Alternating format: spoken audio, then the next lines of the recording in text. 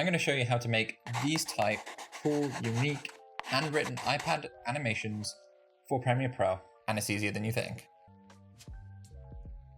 Okay, so all you need to get started is these three things. You need your iPad, you need Premiere Pro, and you need a note-taking app. I prefer to use Notability. You can use an Apple Pencil if you want, but it's not essential for this. Okay, so if you're ready to go, grab your iPad, let's get to it. So let's assume you're using Notability. We want to go ahead and create a new note, and it loads up with a white background. Now the first thing we need to do here is change this to black, and I'll explain why later in the video. So let's go to the top right hand corner, click the three dots, come into template settings, and at the bottom you'll see a range of colors.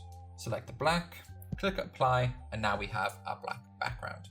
Now the next step is to actually start recording what we want to create. So let's come into our control center on our iPad, and at the bottom we want to select the video record button. Once you select it, it'll start counting down from 3, 2, 1, and then when it starts recording, you'll see, like it is now, we've got the red circle. So when you're recording, let's come out, and now for the fun bit. Now let's just say I, for example, want to create something like how to do, let's change the color, maybe red, handwriting, and then maybe something, just a little swish at the bottom for a bit of flair, why not? Let's say we want to put this into our edit.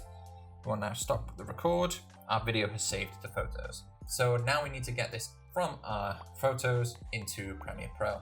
If you're a Windows user like me, you'll need to sign into your iCloud account and download it from there. If you're a Mac user, there might be an easy way. I don't know, I've never had a Mac, so you might be able to airdrop it. Whatever way you can get it in, just load it into Premiere Pro, and let's go from there.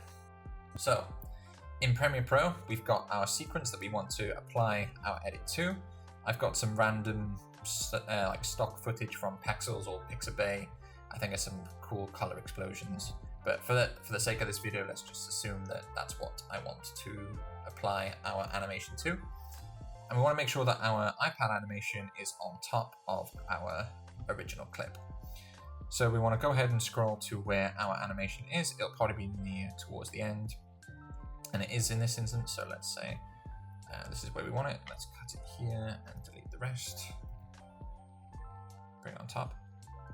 Cool. So now, if we play it from the beginning, this is where we've got our animation on top.